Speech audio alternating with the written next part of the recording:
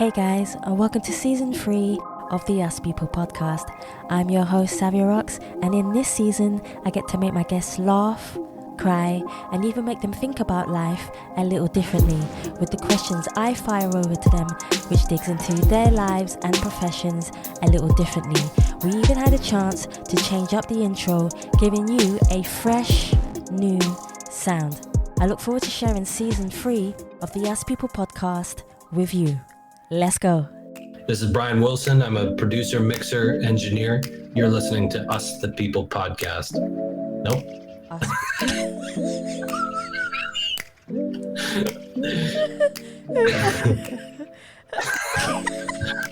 These are outtakes. I like them. Okay, sorry, one more. This is Bryan Wilson. I'm a Grammy Nominated producer, mixer, engineer, and you're listening to the Us People podcast with Savia Rocks.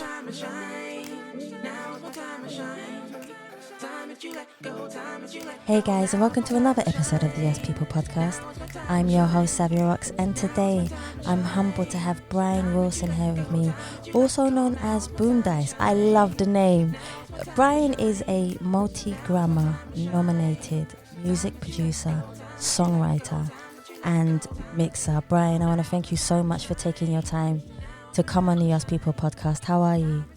I'm good. I'm doing really good, actually. Thank you for having me. You know, it's my pleasure wherever I can to just come on stuff like this and try to help educate people where I can, kind of, you know, discuss my come up in the industry, and, you know, people can take what they will from that. So thank you for having me. No, the honor, like I said, even before we started, is all mine. Yeah. Just for you coming on the show. So Bryan, my first question for you, which I ask every single guest that comes on my show, because I think it's so important to know about them first before anything else, is could you tell me a little bit about your background and also where you grew up, but also how that influenced you to be the person who you are today?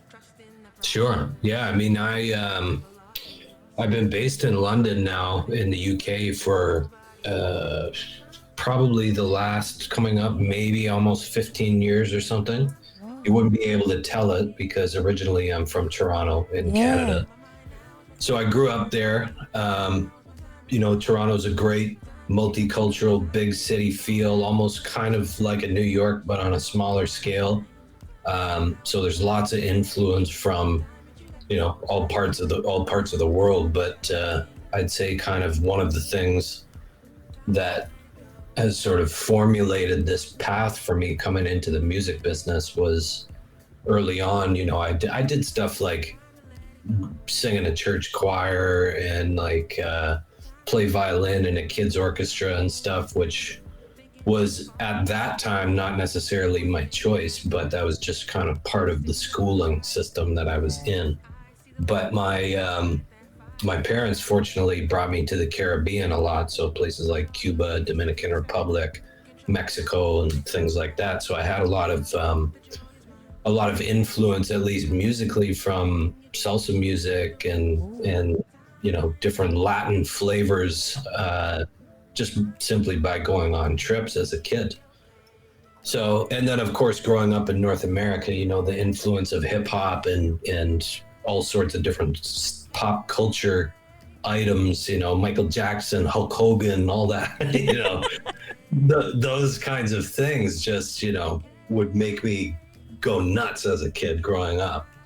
And much like, you know, millions and millions of other people, I shouldn't act like that's something special, but, you know, so it kind of, my path, I guess, was established a little bit early in terms of music. And then once I started kind of growing up and becoming a teenager and figuring out this obsession with music and different styles and different influences, I started playing drums. And my drummer was, the instructor that I had was the drummer of Shania Twain. And we used to do like a lot of Latin jazz and stuff like that. And then of course I started making beats in my parents' basement, listening to a lot of heavy influence from, you know, people like A Tribe Called Quest and Common and that sort of style of hip hop at the time. But then I loved dance music as well. So it was a real kind of eclectic sort of feel, which set me on the path that I'm at. But that's kind of like the summary of my childhood that set me on this path. It sounds to me like your path was destined for you, Bryan. Well, I feel really lucky because a lot of times I probably knew that I wanted to do this from the age of like 14, 15, maybe even. Yeah. Definitely when I hit high school and figured out that actually I could have fun doing that, and you didn't have to spend tons and tons of money to go into a studio, except what that made me do is go down the rabbit hole of needing to figure out how all these classic records have been made. Yeah. So, you don't have to do this, but I ended up studying this, and I thought there's all this pressure for you to figure out at such an early age, like, okay, you got to go to university. So I thought, well, why don't I just focus my efforts on the kind of technology side behind the music and figure out how all of these commercial studios work. And that was really where things started to move. And that's exactly the reason why I moved over to the UK. Whoa. See, guys, even from the first question that I asked Bryan, he's already given me inspiration to understand. It's true, if you love something enough, you gotta go for it. No matter, I'm sure we're gonna speak about this, about the trials and tribulations of being in the music industry and how it treats us at the best of times. Yeah. My next question for you, Bryan, is: could you define yourself as a person, and who do you see when you look in the mirror? But also, what does your reflection say back to you as a person? I mean, I'd say some of the more principled. I'd like to think of myself as a person of principles. I got fierce loyalty to the people that share those values. I like that. Basic principles and etiquette, and the belief that the way that you treat people is what you should expect in return. Yeah. And, kindness costs nothing at all times. Just being relaxed, I don't like high stress. I don't like overly selfish individuals around me. What I've done as I've kind of grown up is, especially through my 20s of coming over here working in the music business, is really just figure out the sort of types of personalities that I gel with and don't. But of course, I can get down with anybody. I mean, that's been one thing that the studio world has taught me how to do, bouncing around between different styles of musicians, of artists, of management and genres and all of that. So the one common theme, though, I'd say, is if you don't have basic human etiquette and treat people well, and I'm talking at all levels from, doesn't matter what your job is. Or what you look like, or what you have, whatever, however you dress, none of that. I'd like to think that I have that sort of ingrained within me. And I'd say that's probably a byproduct of growing up in a place like Toronto, where you've got that multicultural influence from everywhere. So, those kind of things, fortunately, you didn't necessarily even have to encounter that much. So my understanding of it as an adult is good. See, that's what you sound like, my kind of people. Yeah, I mean, look, and that costs nothing. Yeah, exactly. And it's just having a connection with the right type of people. But also sometimes you can feel an energy from a person. Yeah. Which lets you know that you're able to have a conversation, a connection, an understanding with someone, even if you don't know them yet. Exactly. And some of the people that you keep in your circle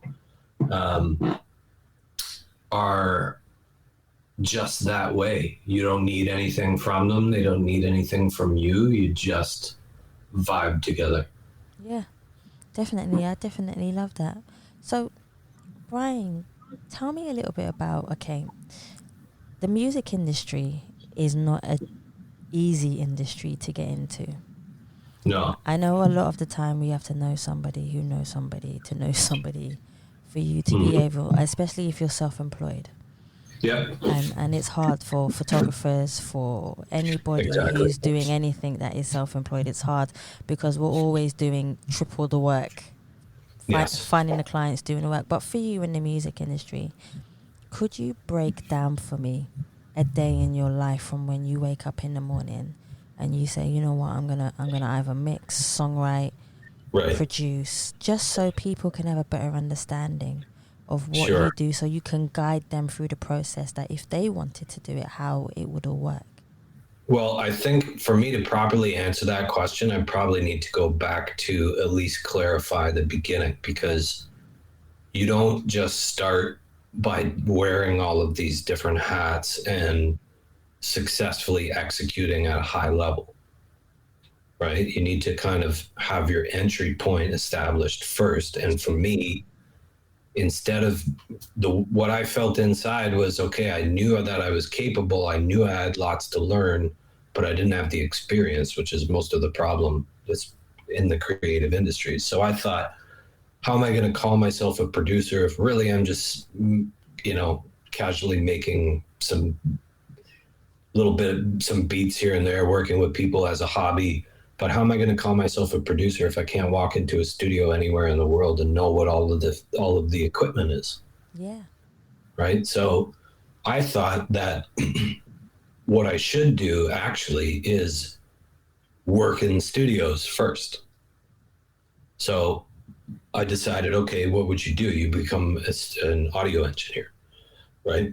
Yeah. So I happened to, like I was saying before, I moved over to the UK because I went to Paul McCartney's school up in Liverpool, Okay. and kind of studied the behind the scenes stuff, right? So before I decided to move back to Toronto, I came down to London, stayed in this tiny little crap hotel.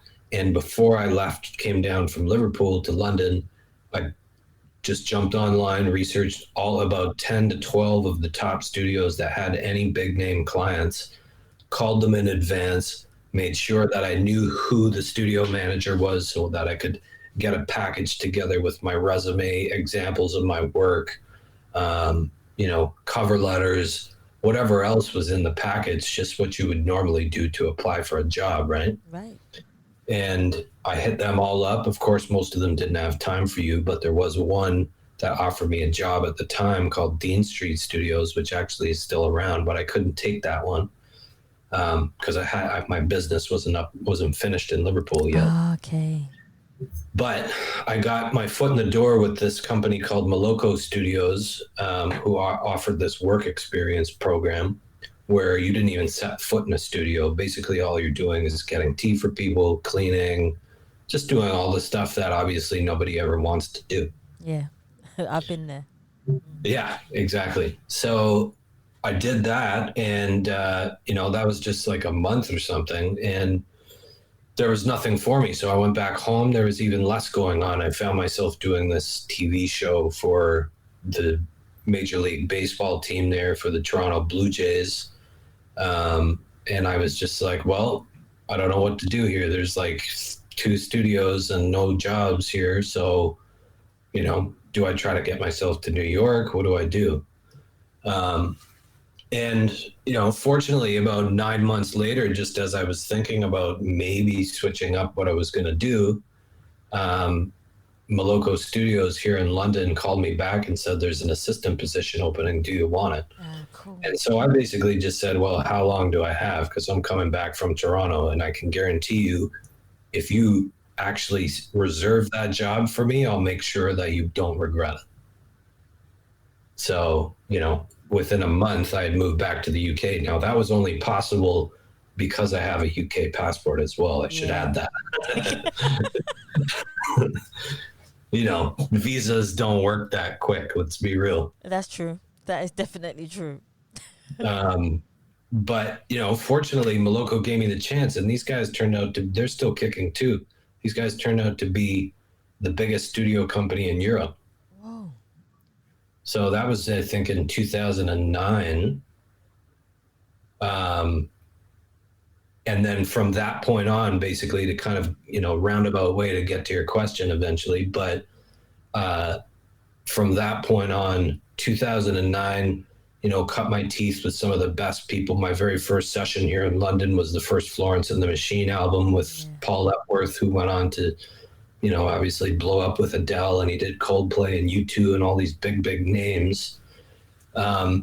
And so I cut my teeth with some really, really, really good producers, engineers, soaked everything up like a sponge.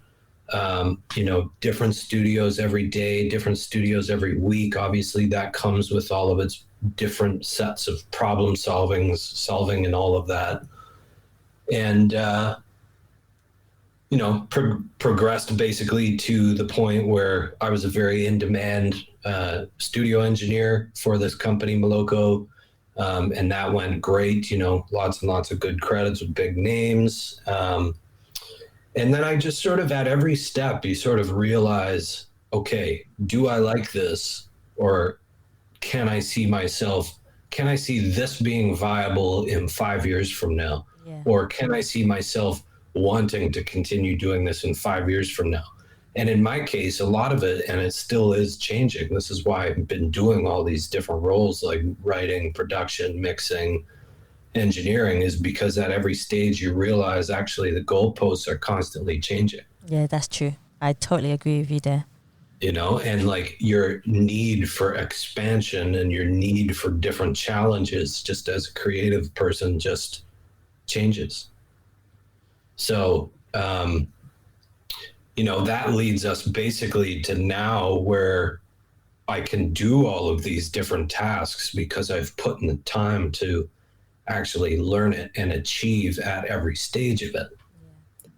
So whether that's as an engineer, a producer, now I help people that need writing experience, or I'm just like a well-versed kind of jack of all trades, where a client can come to me and say, hey, I need you to help me here. And I can at least break down what services I think they require, or what I'm going to do, and basically assign my skill sets appropriately. So now back to the goalpost thing. I've now also set up a label/artist platform just within the last year during COVID, where I take on artists that I believe in, that I think are dope, and across different genres, mostly under the pop umbrella, but that's can include everything from kind of dance to EDM to trap to, Ariana Grande style R&B stuff, and everything kind of in between.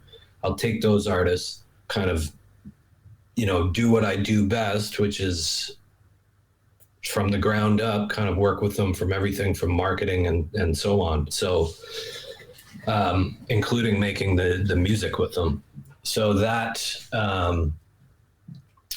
sort of love for wanting to continuously challenge myself has enabled me to kind of set this up as kind of a side passion project in addition to my normal work. But now, to finally answer your question, in a given day, because I've got all that stuff going on, I might wake up, start with emails, and that could include anything from dealing with legal contracts to, dealing with mastering on a track, dealing with clients for payments. Unfortunately, we all have to chase people for payments. It should be automatic, but a lot of people don't know what they're doing, so that's unfortunate. And then once I get through email world, it's basically a decision between, do I do business today or do I do the creative? If I'm doing the creative and I'm sitting down and making new music, either on my own or with somebody, could be for different purposes, then I won't touch any of the business, because that's a whole different mindset. Yeah, that's true. And if I decide to do the business, then that kills my creative. So, I'm in the process now, and I have had managers before. I've gone through a couple of managers that, let's just say, we didn't quite align with our definition of what progress or ambition is. Okay.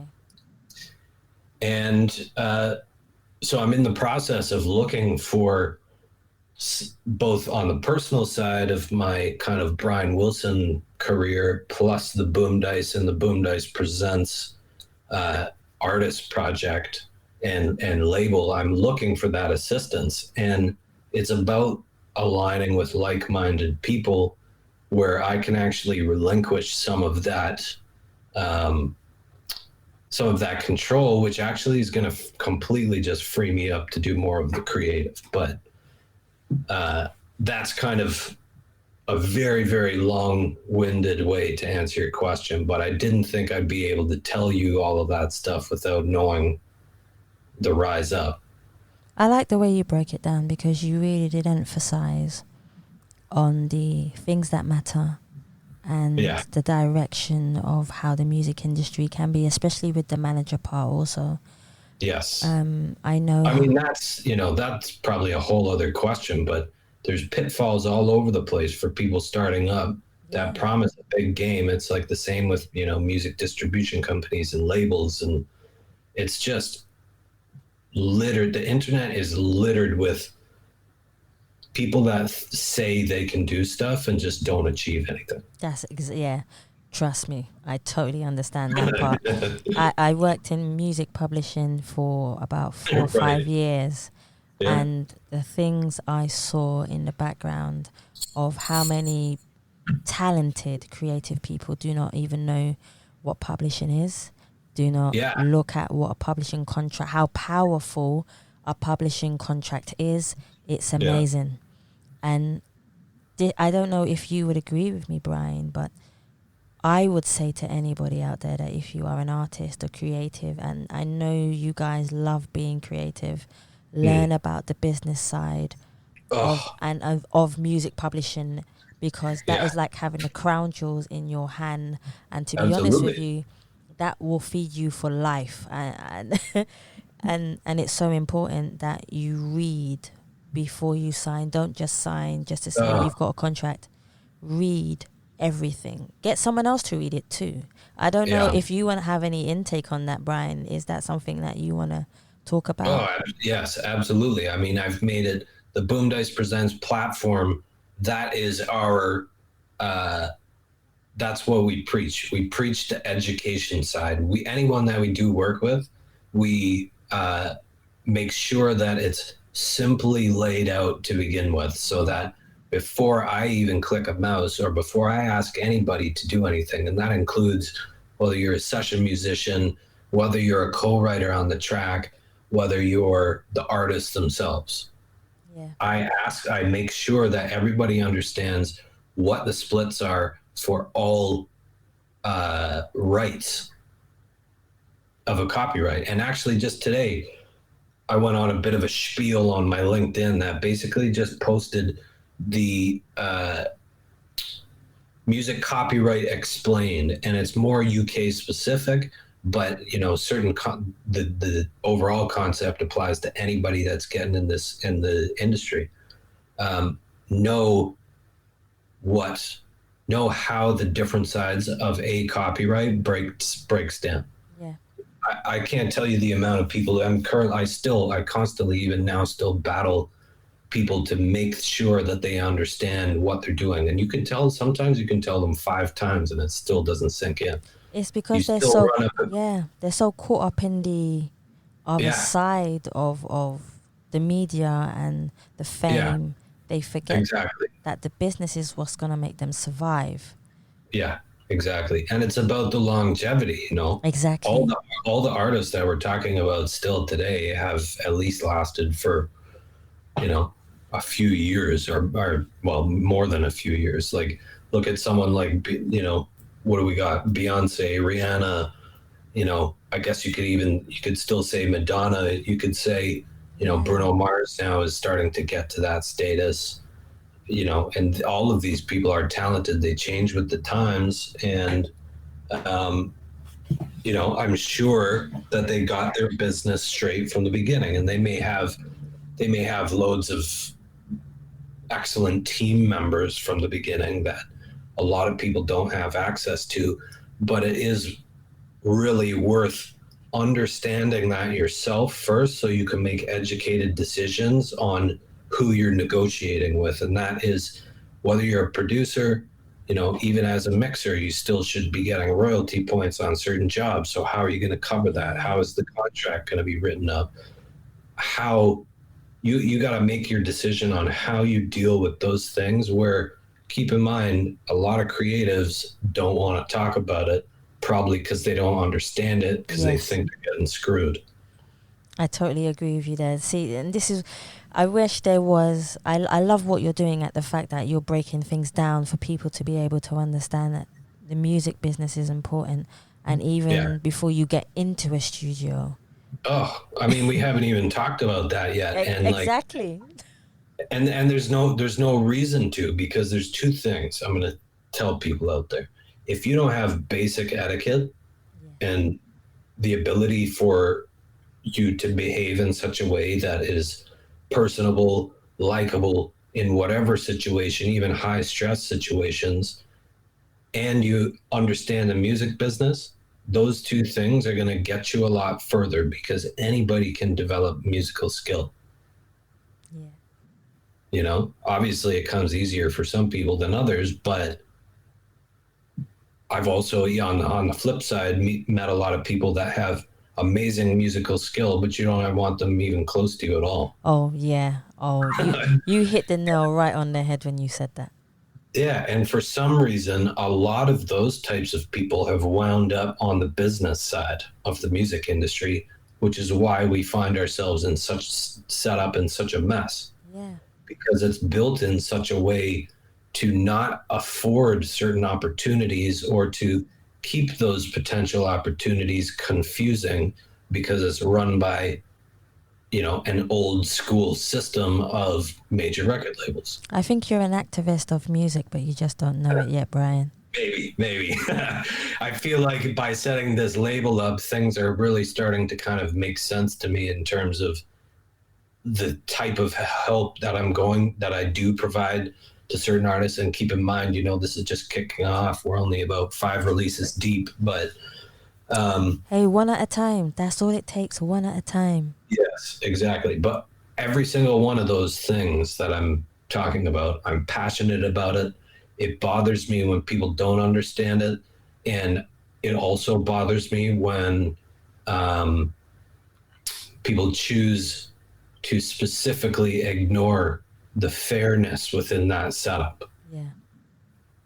You know, so there's also a lot of infighting between, or really, I mean, I shouldn't say infighting, but it's as a result of complete misunderstanding of the business side that a lot of people fall out. Yeah, I totally. And it's unnecessary. Do you think it comes down to greed? Because that's something I also wanted to talk about in the music business as well, and power, the two. Yeah, absolutely. I mean, that's part of it. But if we're talking in the unsigned game, like, you know, forget the label side, because you can have an advance from a major label that might pay you $100,000, for example, or even more. Let's say you got paid $1 million. Yeah. You know, as an advance, you got to think, if they've set you up with an accountant, if they've set you up with a manager, if they've set you up with a live agent, everybody's taking their cut. By the time you're done with that, you probably only have, if you're lucky, half of that. And then if you go if you're smart, you'd probably go buy a house with it, but don't tell them. You know, at least then you would have something to show for it, because the minute that you could spend it all on a studio, or you could hire someone like myself, and I'd probably take a decent chunk of that for the services that I provide. Yeah. But you know, you got to make sure that you understand what it is that you're getting into. And the greed, dangling money in front of somebody's face is easy. That's why when I do these contracts, the way that I explain it is, let's say you're the artist and you're about to appear on the next Boom Dice single released onto the Boom Dice Presents platform. Yeah. I will explain and give you template contracts that cover the master recording rights, the composition rights or publishing rights, and it will be clear as to exactly how all of those things and utilizations of the songs will be done afterwards. So all of that's clear. And I make sure that I say to every single person there, and this is not to be mean, but it's to be real. You don't have any fans yet. The idea behind this is to build your fan base, to give you a leg up for your next, whatever you're doing. Right? Yeah. Now, theoretically, this might make us 1 pence, or it might make us 5 pence. Right? And I don't care which one it is. I just want you to know that there is a working system in place, because you won't get that in most places. That's true. That is definitely true. So, and let's be realistic. I spend, on average, probably a few thousand every release, and I'm unlikely to make my money back as a company or even an individual, because sometimes as both the kind of, the founder of this platform as well as co-artist on some of these releases, it's a little blurred as to where the financial resource is coming from sometimes. That is true. Oh, yeah. So, I make it clear that greed will not play a part in our negotiations, because then that just shows me that you're unrealistic to begin with. Yeah, you got to have your thinking cap on first. Exactly. I know the music industry is hard, Bryan, and I know that we understand that, but yep. I'm so glad that you're on the show, because you are really defining things on another level. Yeah. And I think that's so important. One of the things that, Bryan, I did want to talk about is, so we've spoken a little bit about the music business. We spoke about people being humble within themselves before they even begin to go into the music business. We spoke about longevity, but one thing I do want to talk about, which I'm sure anybody creative wants to know, is let's talk about when you are in an actual studio. Could you, I don't want to talk about your artists, because we spoke about that before, as a sign of respect to them and also to yourself. I think that's important.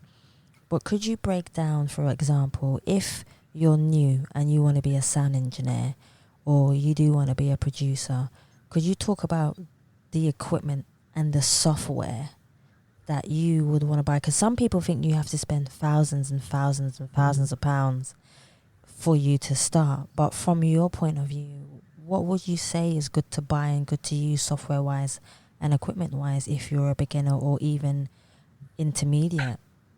Sure. Well, here's the thing. I was spoiled in the way that I came up, because the way that I came up in the business, like I said, my first session, and I don't consider anything before I moved to London to be the kind of big leagues, because, I didn't have any real commercial releases up to that point. Most of it was just like, check out my track. I might put it out. I don't know how though, So I don't consider anything until the first Florence and the Machine album. That was basically my first real session, and talk about being thrown into the big leagues. Like, I bounced around all of the commercial studios around London, and that's, everything from Moloko Studios to Conch to Rack to Abbey Road to, even ones that are gone now.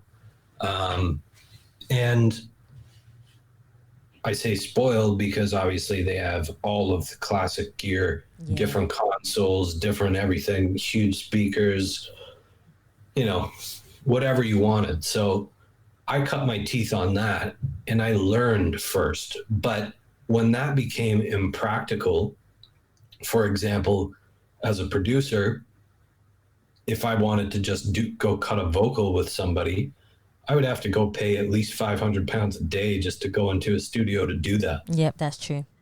So I thought, okay, you know what? And I mean, especially now, I'm thankful that all this happened before COVID. We're talking, 5-6 years ago, when I first set up my own kind of what they call project home-based studio.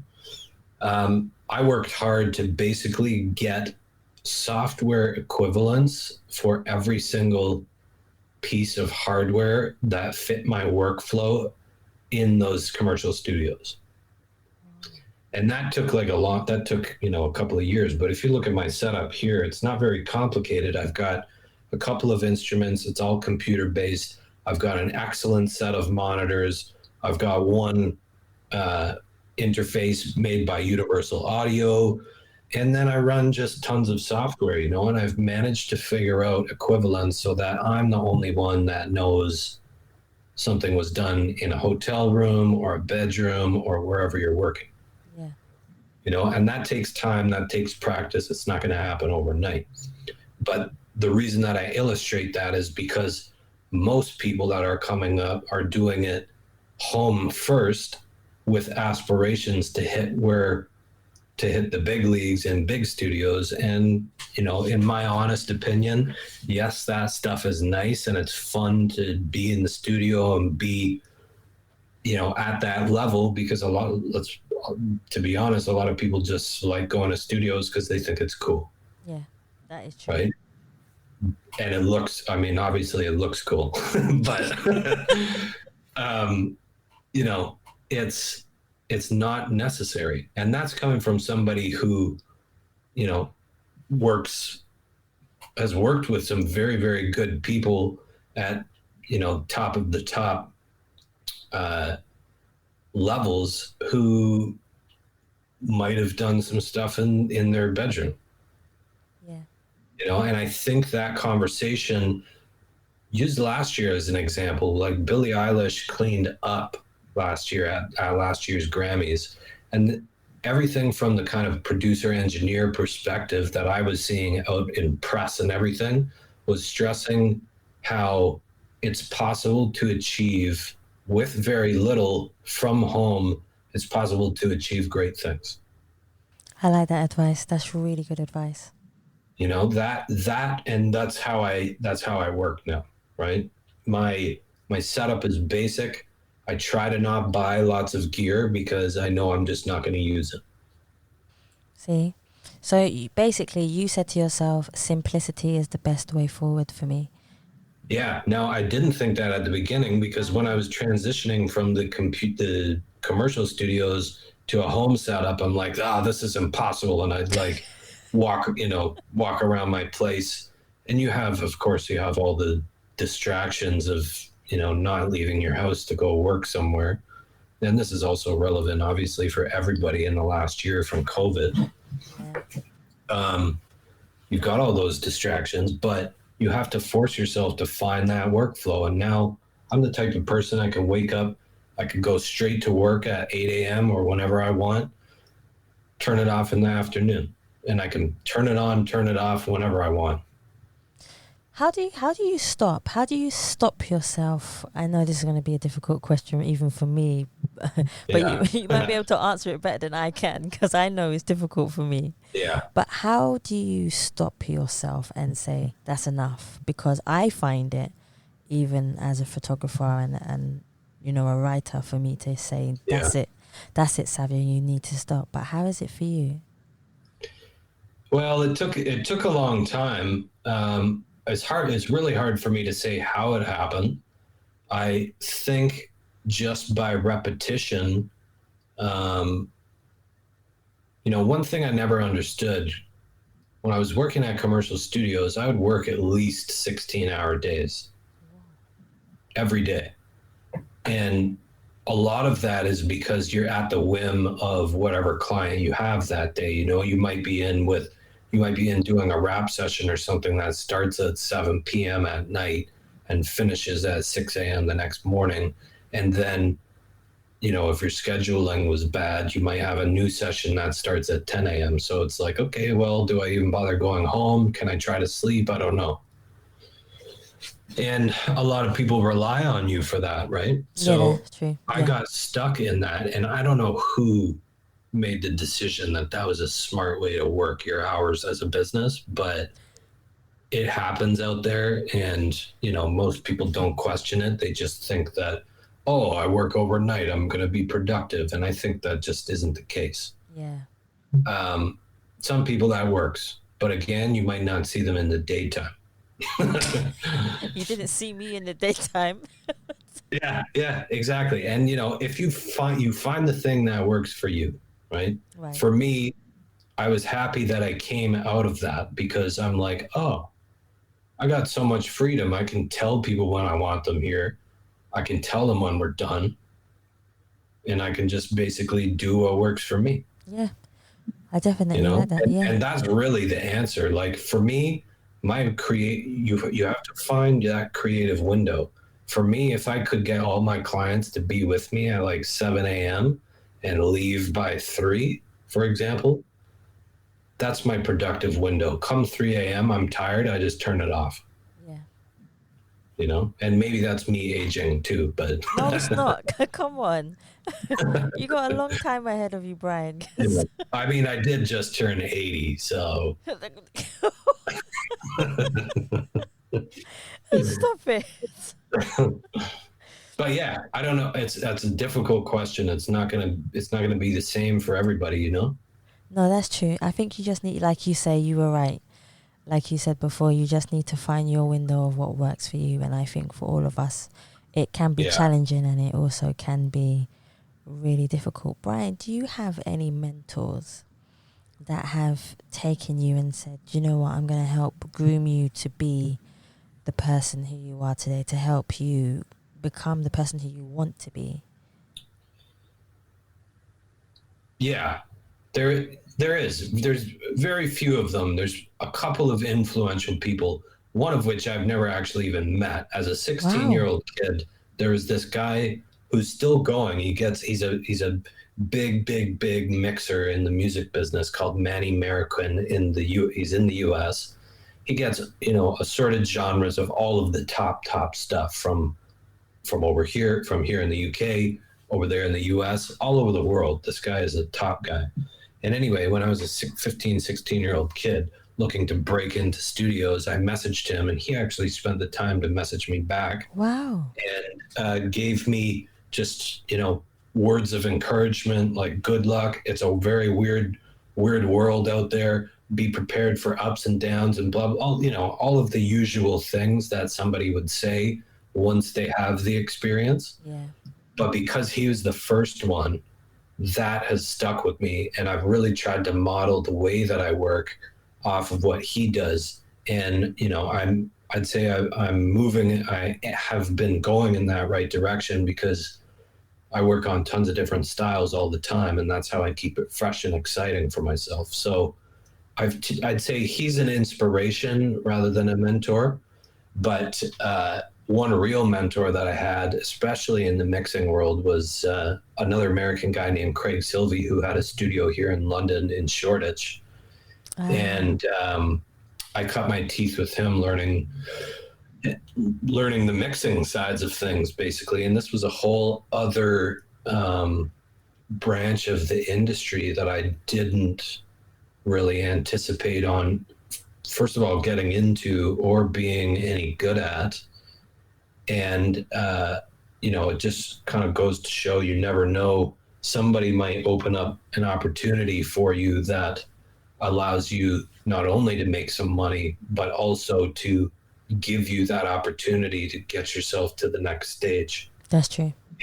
So I attribute really my few years with him. I don't know if I said his name. His name was Craig Silvey. Yeah. But I attribute the fact that I got my first couple of Grammy nominations for mixing from him, even though that was a few years after we had parted ways, because, in a mentor relationship, obviously things will eventually move on once you've sort of reached the point of learning. Yeah, definitely. And, one of the other people actually that I'd say gave me the time of day, some really good advice, some deep conversations. I could have conversations with him about this kind of stuff.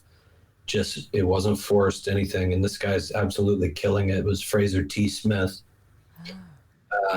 He I worked with him a number of times on some good stuff like Maverick Sabre and Mabel, and obviously the Stormzy record, the first Stormzy record.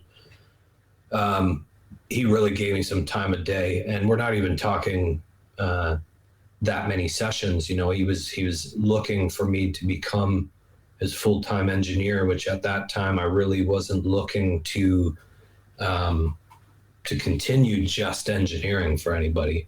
Yeah. But when Fraser T. Smith comes calling, you do those sessions. I like the way you said that. Yeah. And like, I would still do it today. I don't engineer for anybody really, but I will do it for some people. And Fraser obviously has got a lot of respect from me and everyone. And, he's killing it. So those are a couple of people, actually, in addition to someone else in the studio world. There's been actually quite a few people in the commercial studio world coming up that gave me their belief and really kind of pushed me on, even in the kind of darker scenarios, or dark's the wrong word, just the lows of it, when you're going a little bit loopy after you've been up for 2 days. Oh yeah, I remember working in a studio with somebody. We was all working I was a sound engineer and I was working for a rock band, but the guy took over from me and he stayed there for 3 or 4 nights and he didn't go home. Oh. Yeah, it was a bad one. I've seen them. Yeah, I think my record is 2 weeks. Whoa. Yeah. And this place didn't have a shower too, so imagine that. Oh, Bryan. Yeah. Oh man, that's a whole nother level. You beat him by far. You beat him. It was, but you know what? The light at the end of that tunnel, and I would have never expected it, was that project went on to also get a Grammy nomination. Whoa, see what I mean? See, guys, just do what Bryan done. 2 weeks. Yeah. In 2 weeks. One question I do want to ask you, Bryan, and it's been on my mind even before we finished this one, was if there was a song that was the soundtrack of your life, and I know this is going to be a hard one, what song would you choose and why would you choose that particular song?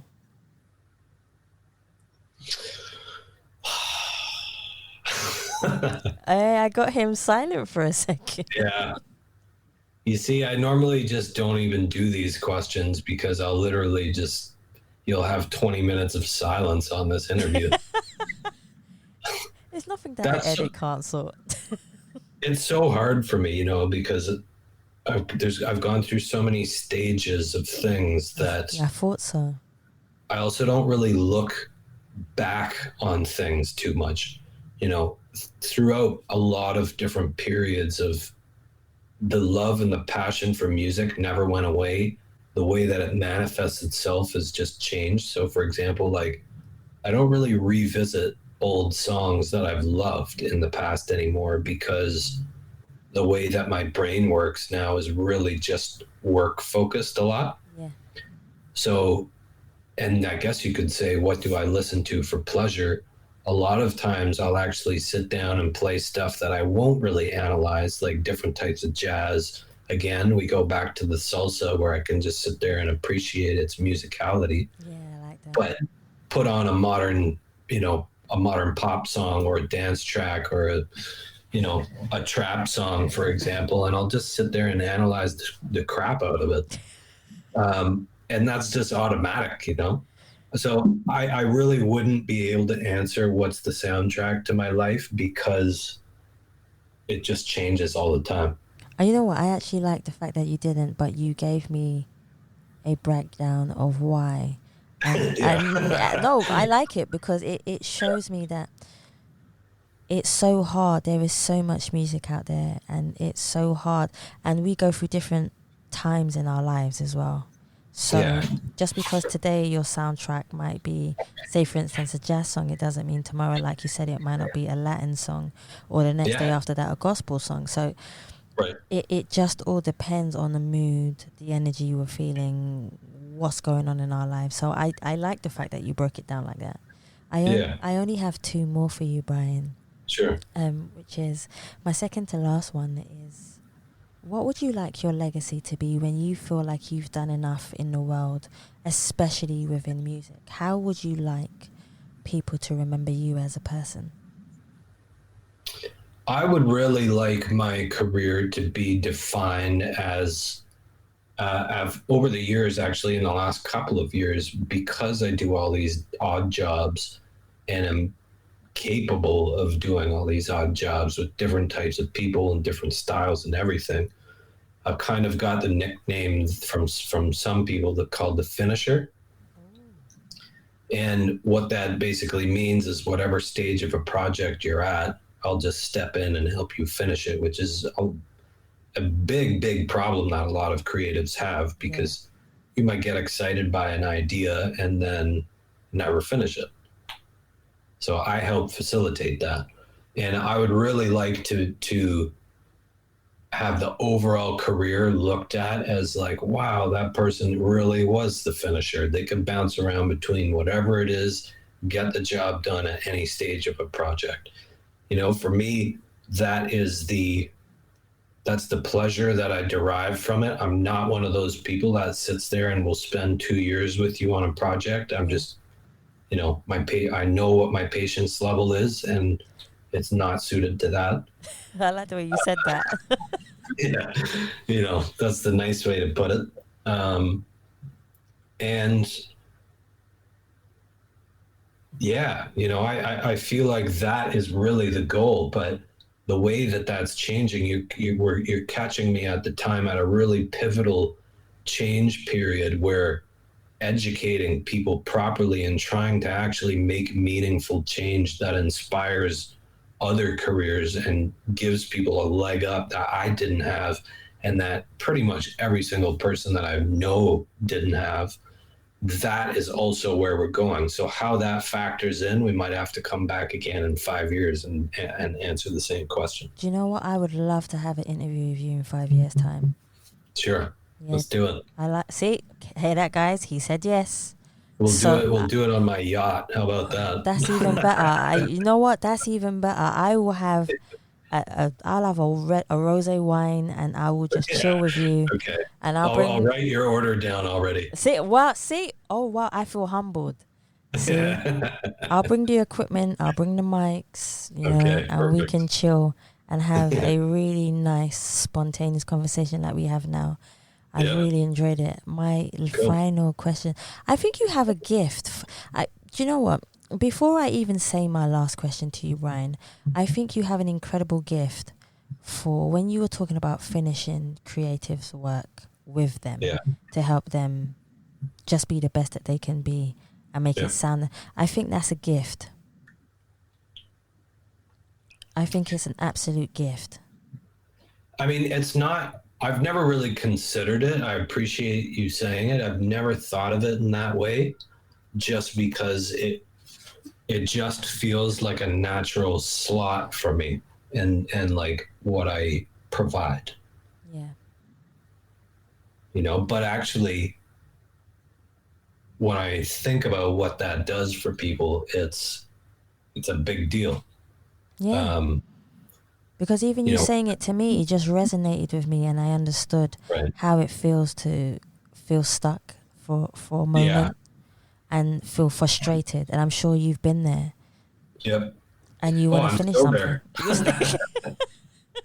I'm coming to you. I'm going to help you. I'm gonna come and help you. So no, that's definitely something that resonated with me, and I just wanted to tell you it's a gift you have, and even sometimes where I know us as creatives, we are constantly critics of our own work. Mm-hmm.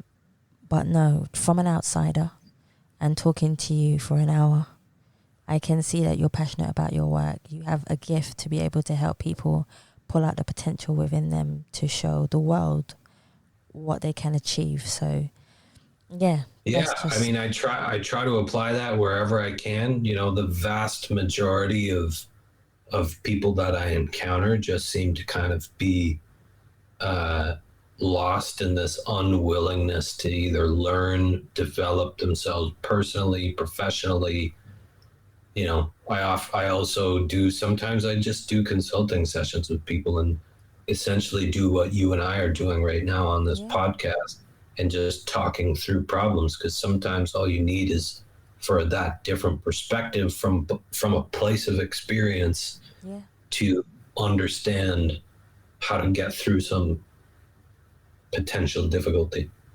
Yeah, most definitely. See, I love that. I want to talk so much more, but I know I have my last question for you. No problem. Which is, could you tell us, I've had the pleasure of interviewing you today, Bryan, but in case anybody else would like to have a conversation with you just like I have today, could you let them know where they could find you on all your social medias? Of course. Yeah, you can. I'm everywhere. I'm on Instagram, Facebook, LinkedIn. You know, under the name Boom Dice. That's the @ You can find me on bryanwilsonmusic.com as well. You know, if you have a project that you want to talk about, you go to the website, fill in the form, put all the specifics there. If it's about consultation, advice, you know, I run sessions for that as well. Or if it's about mixing your track, producing an EP, anything like that, you know, if it's if you're a new artist and, you know, new as in you have a few releases, you might have a little bit of hype going, and you want to just level up that project, and you want to send your demos, send it to boomdicepresents@gmail.com. That'll go to my label and platform. You know, we'll listen to anything that gets attached there. Just be specific, be personable, and, you know, somebody will get back to you if it's the right fit for what we're doing. But bryanwilsonmusic.com, sorry, or @boomdice on all the social media handles, and I'm there. Perfect, guys. You hear that? If I was you guys, I would definitely send a message to Bryan, because Bryan is out for your best interest at heart. So from having a conversation with him, I can clearly see that. Bryan, I certainly want to thank you so much for your kindness, your honesty. Thank you. And your humbleness for coming on the Us People podcast. I've enjoyed every single second of it. Me too. Thank you very much for having me. No, you're more than welcome. You're more than welcome. Guys, thank you so much for listening to the Us People podcast. Please remember you can subscribe and leave us a review on Spotify, iTunes, Google Play, and any other platform that you prefer listening to. Please also follow us on Facebook, Instagram and Twitter, and you can also donate to the Us People podcast by simply going to the Savvy Rocks website or just typing in paypal.me/Us People podcast. Guys, thank you so much for listening. Stay happy, stay positive, and as always, please continue to be kind to one another. Time to let it go. Now's my time. Now's my time. Time to let it go.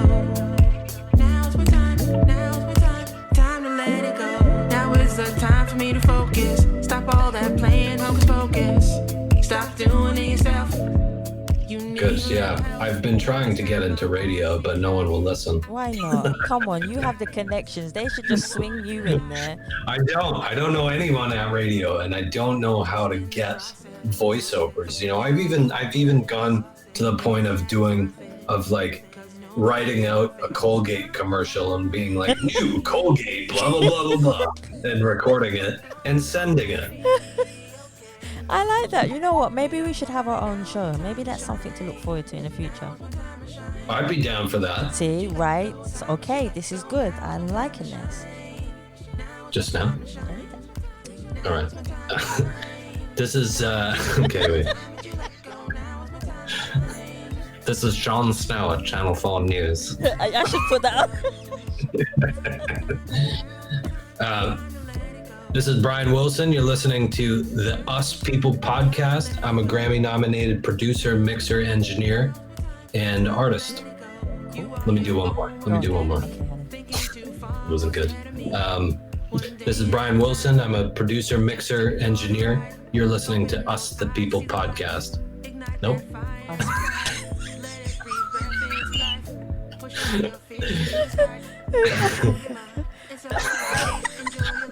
These are outtakes. I like them. Us Okay. People podcast with Savia Rocks. Us People Yeah, podcast. with Savia Rocks. Yeah, that's it. There you go. Okay. This is Bryan Wilson. Fuck. Okay, sorry, one more. This is Bryan Wilson. I'm a Grammy nominated producer, mixer, engineer, and you're listening to the Us People podcast with Savia Rocks. See? I just had to swear once. That's fine. I love it. That was it. See? Bryan, thank you so much, okay?